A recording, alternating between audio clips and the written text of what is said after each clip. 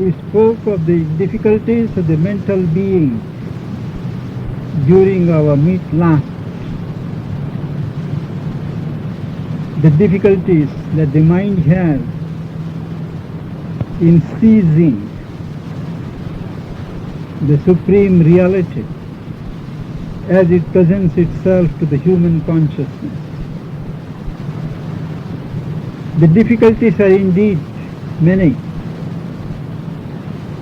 and the ancients have devised a number of methods to alleviate the difficulties.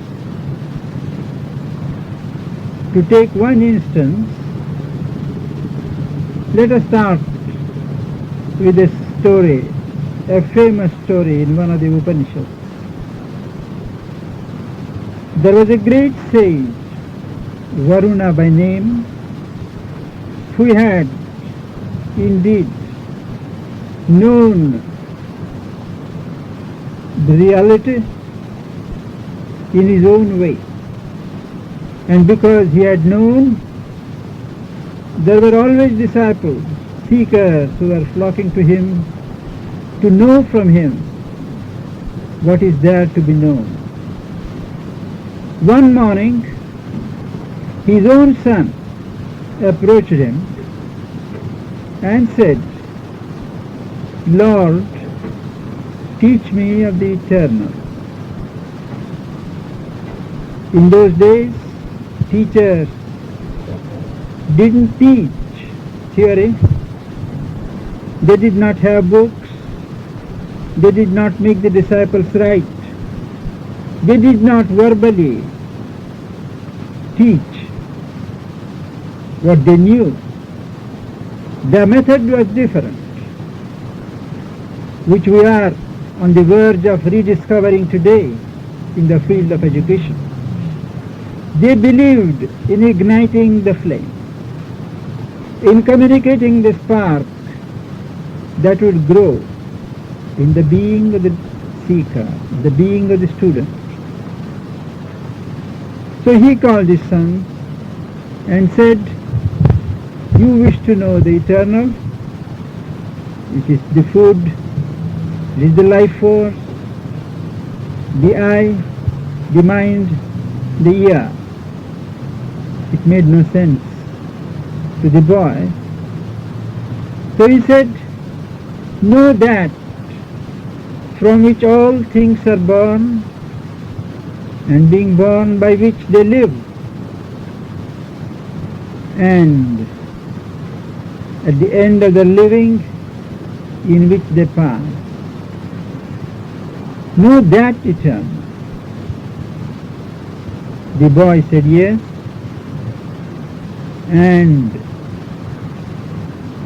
he concentrated in his mind. He brooded over the words of his father and tried to know what is that from which all things are born, by which all lives, and in which things enter into their passing. He came back to his father after a while, after some days, and told him, "Food is the eternal, for by food it appears all things are born. Obviously by food they are sustained, and in the great food they pass." The father heard him and said, "Know the eternal, do ascesis, for ascesis is the eternal." The boy went back, again brooded over the eternal in his mind, in his consciousness. And when he next met his father, he told him that prana, the life force, is the eternal. For from life force indeed are all beings born. By this energy of life, all things are sustained, and in the great mass of life, all beings pass. The father nodded and once again told him, do ascesis, for ascesis is the eternal. He went back, brooded further in his consciousness, and he returned to his father, said, the mind is the eternal, for by mind it appears, all are born, all are projected into existence. By mind they are maintained, and into mind they pass. Still, the father said, do ascesis, for the ascesis is the eternal. Bewildered, the young seeker goes back, continues his ascesis, broods further, comes back, tells his father, knowledge is the eternal. For out of knowledge it appears that things come into being. By knowledge they are maintained, and into knowledge they pass. Do ascesis on the eternal, repeated the father. And once again the boy goes back, broods over the eternal, and when he came back next, his face was beaming with joy. He said, bliss is the eternal, for out of bliss all creation comes to be. By the underlying bliss all is sustained, and into the undying bliss all enter.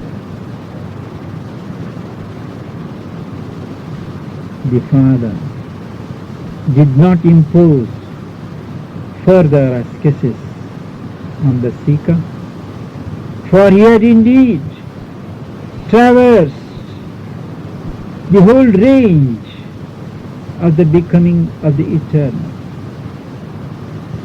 The supreme reality manifests itself as food, as matter, as life force, as prana, as mind, as knowledge, what we would call in our parlance the truth knowledge, as bliss, what we call the Ananda, about which the Upanishad says, who indeed could live if there were not this undying bliss sustaining the creation? But for this bliss in the ether, could man breathe? Bliss is the essential characteristic of this creation. If we creatures do not perceive this feature, inalienable feature of bliss, but are constantly seized with the impacts of pain and suffering, it is because we are half blind. We are unseeing. We have the eyes to see, but we refuse to see. We limit ourselves in the walls of our ego, guard ourselves from the impacts of the world. And when the mighty impacts from the universal forces impinge upon us, in our petty limitations we shrink.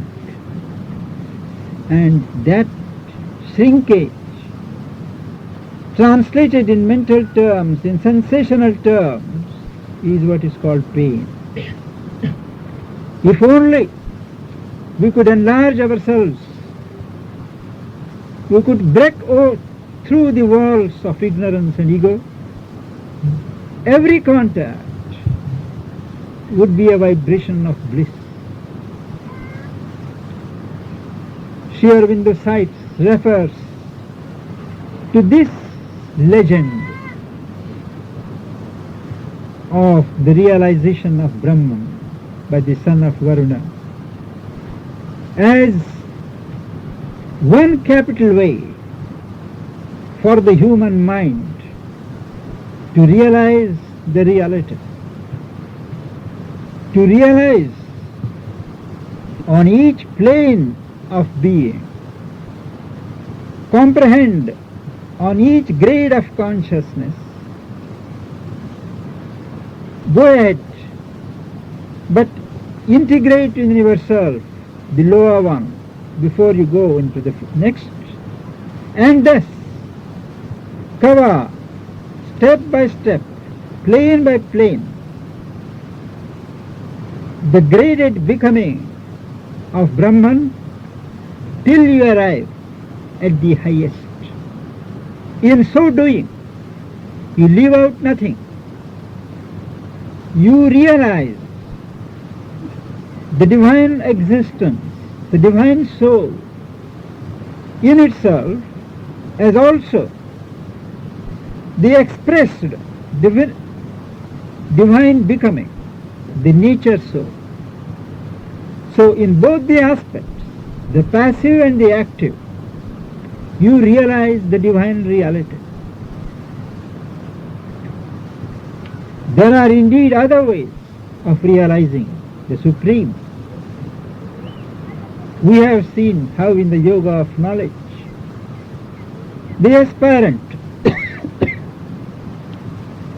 withdraws his gaze from the outer objects, detaches his consciousness from the objects of ego, of desire, things behind which the senses and the mind run. And after a certain degree of detachment is arrived at, he turns his gaze inward, locates the center of his self, and becomes aware of his inner being. In the first stages, when one thus becomes aware of the self as detached from nature, from the million formulations of nature, the poise in which the self reveals itself is one of witness. It observes, it watches, but it does not involve itself. That is the first stage. As your identification with the witness self deepens, the poise changes. The self puts on an aspect of greater immobility, a silence in which nothing moves. It does not even look at what is going on. It is self-absorbed, silent, austere, alone. When you station yourself in the bosom of that silence, that self all looks like figures, like figments, names and forms moving about, and they all look lifeless. Still deeper, as you pursue your quest, you come to an area where everything is unknown and unknowable. The mental faculties just drop. Only the consciousness is awake, and it realizes that it cannot know. When it looks at the world from that station, all looks unreal. All looks like a froth on the surface of the ocean. It is possible to realize the reality in this aspect. Remember, it is only an aspect. Further, this unknown and the unknowable can be realized according to the bent of the soul, either as an absolute reality, absolute sheer existence, or as a non-existence, a nihil, a zero in which everything disappears.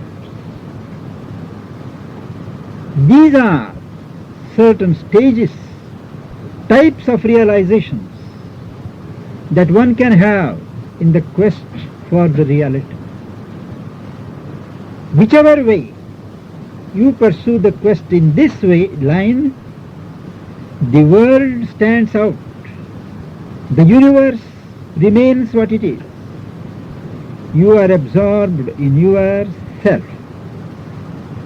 This way certainly is not open to the seeker of the integral truth. It is possible for the seeker, after he has detached himself from the outer preoccupations, to ascend to the heights of his own spiritual mind, realize this pure existence there at the height of his mind, and project himself in the universe in the way of the becoming of the self, and realize the same self as the all. All is an expression of that self. Not merely that, he sees that each form has a certain reality, because the self informs each form. In each there is the indwelling self. The self is in each.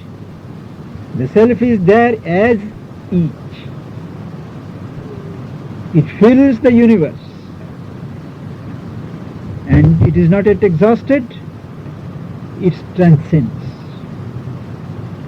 It is possible in knowledge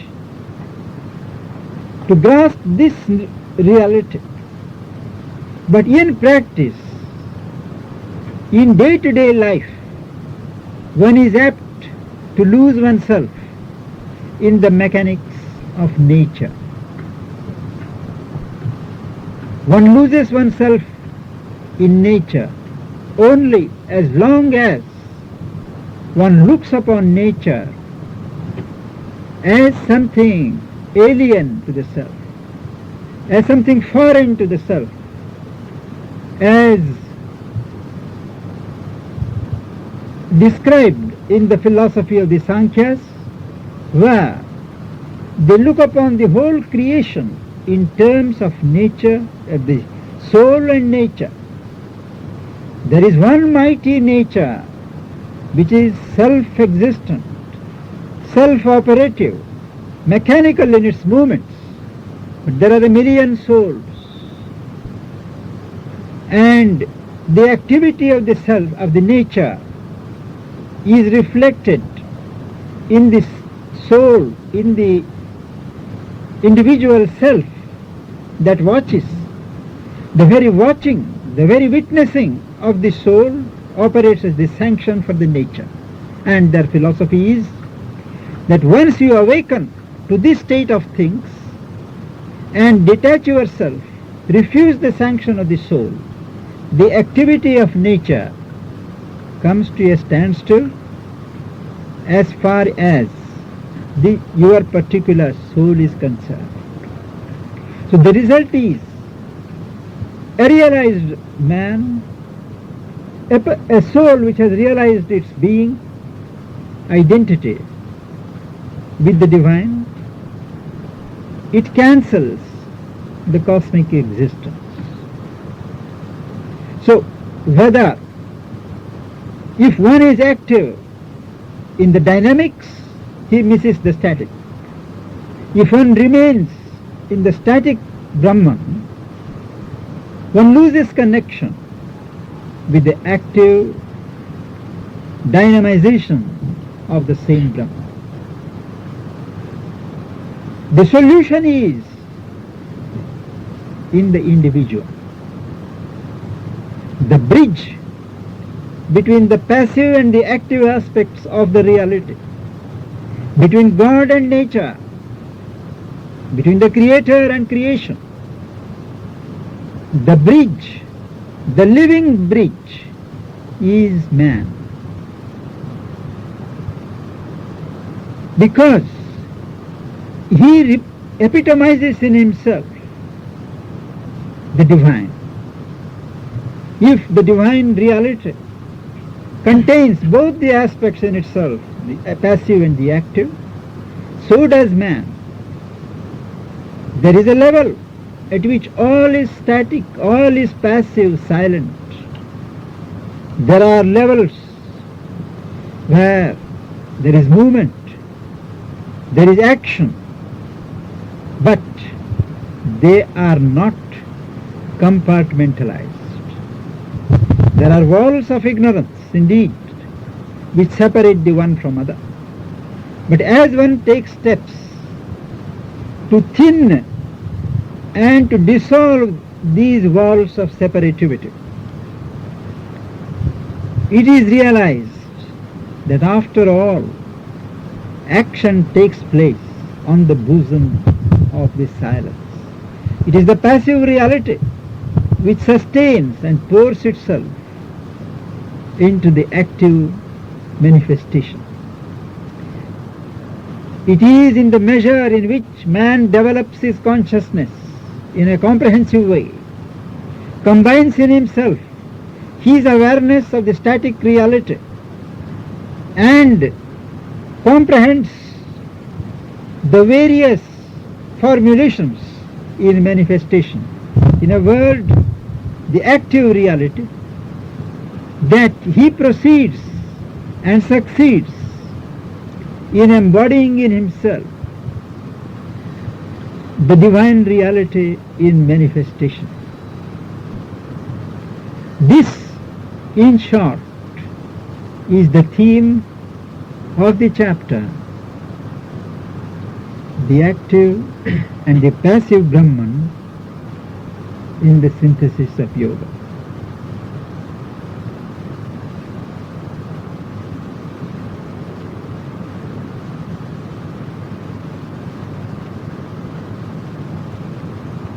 Last time I had occasion to mention to you about a mantra that Sri Aurobindo had given to Champaklal in the very beginning of his career here. This time I have brought the text of the message given by Mother to Champaklal on the first day of his work. As you are all aware, he has been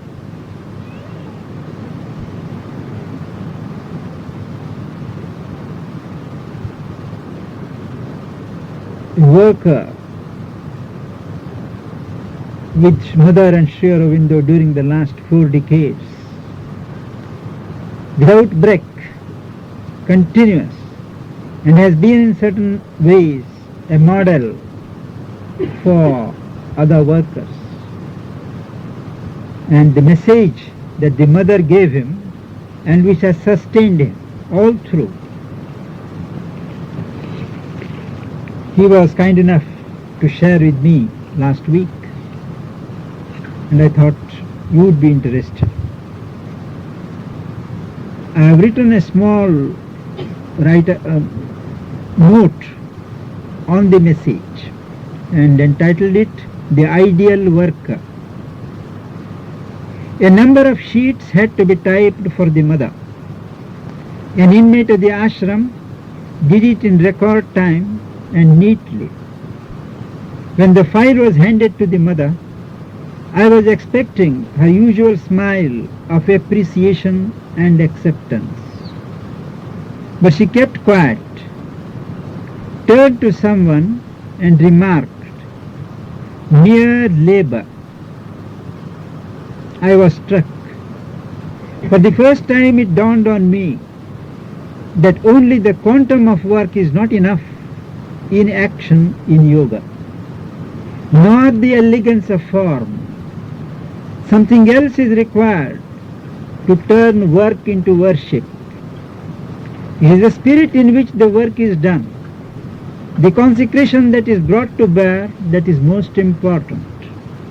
The attitude with which one works is the prime factor. Here are the guidelines given by the mother to an ideal worker whose name has become a byword in our ashram for dedicated service to the divine. And this is the text. Be simple. Be happy. Remain quiet.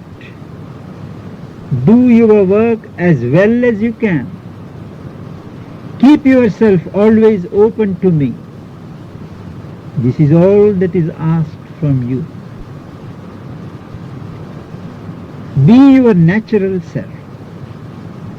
My explanation. Be your natural self. Do not load the mind with any sense of importance of your role. Be just what you are, a child and servant to the divine with such equipment as you have been given. Be simple. Do not tease yourself with notions of your inadequacies or fear of failure. After all, the work is being done not by your capacities or powers, but by the divine Shakti to which you have to open yourself. Have trust in the divine and do not torment yourself with complexes of inferiority or insufficiency. Be happy. Do not excite yourself and throw your energies pell-mell.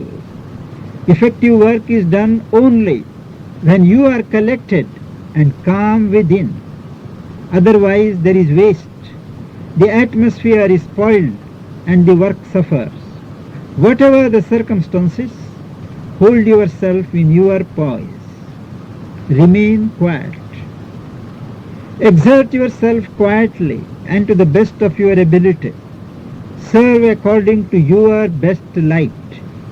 Deliberately summon all the faculties that are to participate in the work before you and put in your best.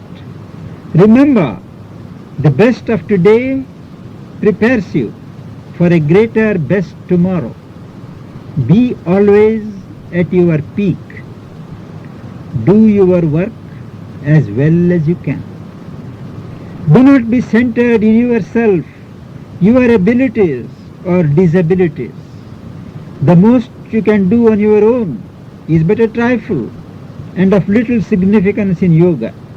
What is important is that you should keep yourself open and receptive to the divine, to the higher consciousness and force that is to guide and embody itself in you. This is easier if you are fortunate in having a human embodiment of the divine, with whom you can enter into direct relation, to whom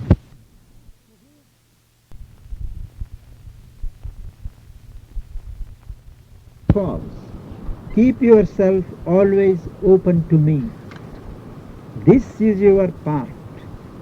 Simplicity without complications and artificialities of attitude and form. A cheerful spirit quietude in poise and freedom from excitement in work, full exertion of yourself without lethargy or incomplete will, constant opening to the guiding light and effectuating force of the Mother. That is all that is asked from you. All else will be done for you by the Divine, to whom you leave all the results of your work, all the responsibilities of the situation in love and joy.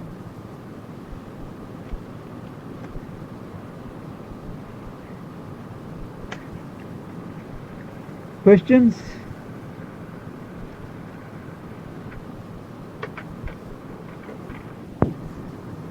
Yes. He himself explains that he didn't stop with it. Most of the yogis, at any rate in India, they stop with that and erect philosophies and work out teachings on that basis as if it were the soul of a possible experience. Sri Aurobindo explains how he waited and found his consciousness opening on that basis to higher levels of consciousness, where the contents of the larger being revealed themselves step by step. So this is a capital experience of liberation from nature, the lower nature, the cosmic nature in ignorance. Once one is established unshakably in that immutability, uninvolved, thereafter one gets the proper perspective, the proper standing to measure, to evaluate, and to go ahead.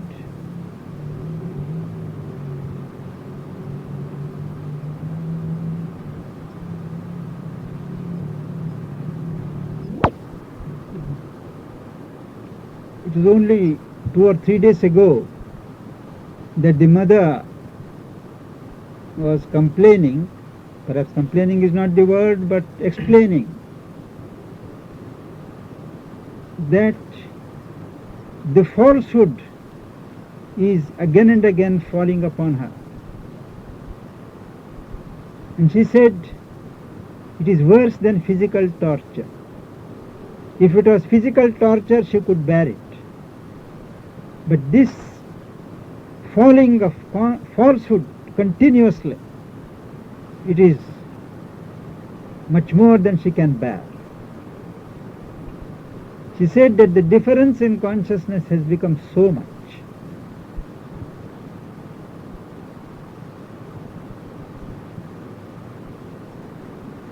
that every touch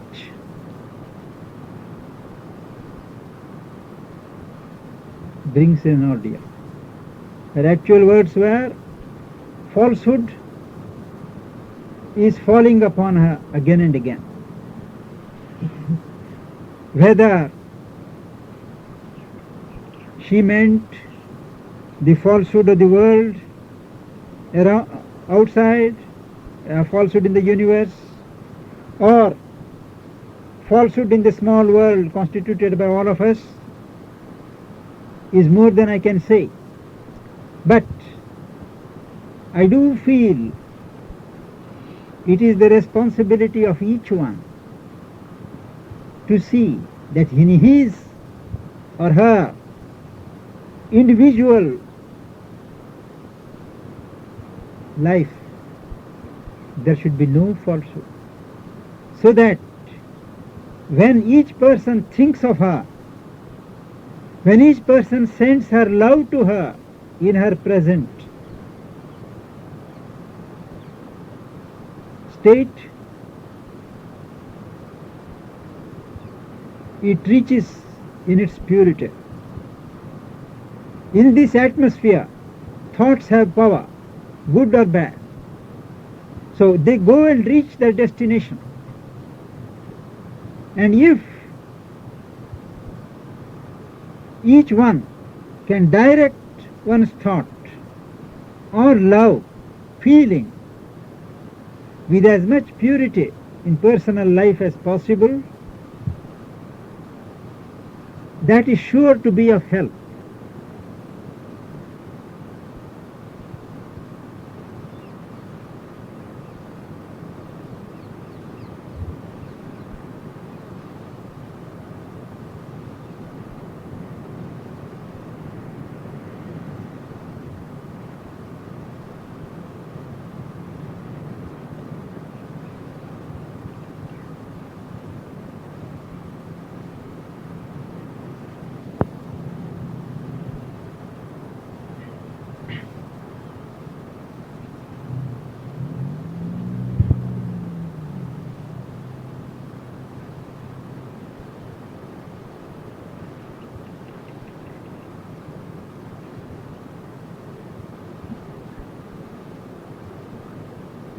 His consciousness has always been fused in hers.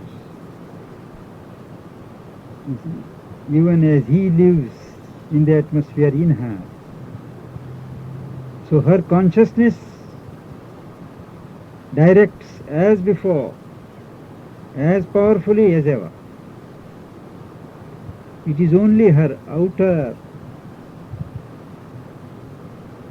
consciousness that I wouldn't say withdrawn, it is indrawn. But all things are still guided and directed by her.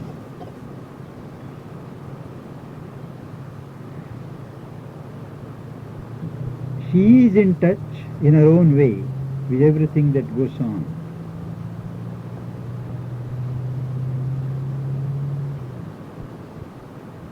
She asked someone last week, how are things? And he said, yes, everything is all right. Because he didn't want to tell all details to mother. He said, everything is all right. He said, no, you are saying everything is all right, but I know things are not all right. Then she spoke to him that there is a good deal of disharmony in the atmosphere, and that is delaying things. So somehow it is this disharmony that should be eliminated. Spoke to him quite for some time.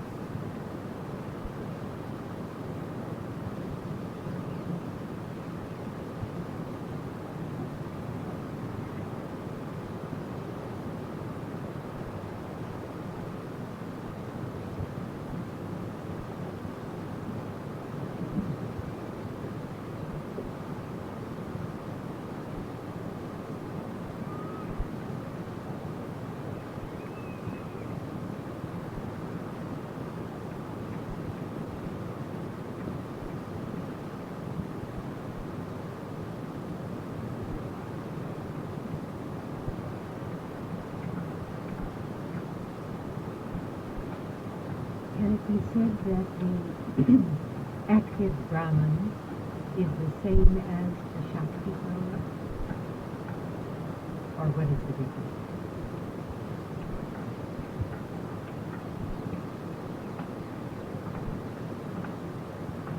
Brahman as power is Shakti.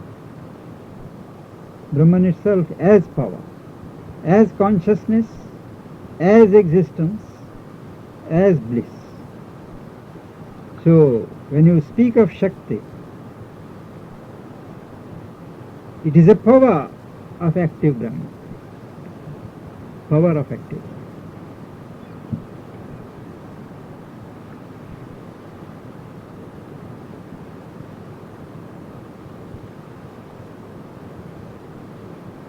Difficulties of the mental being.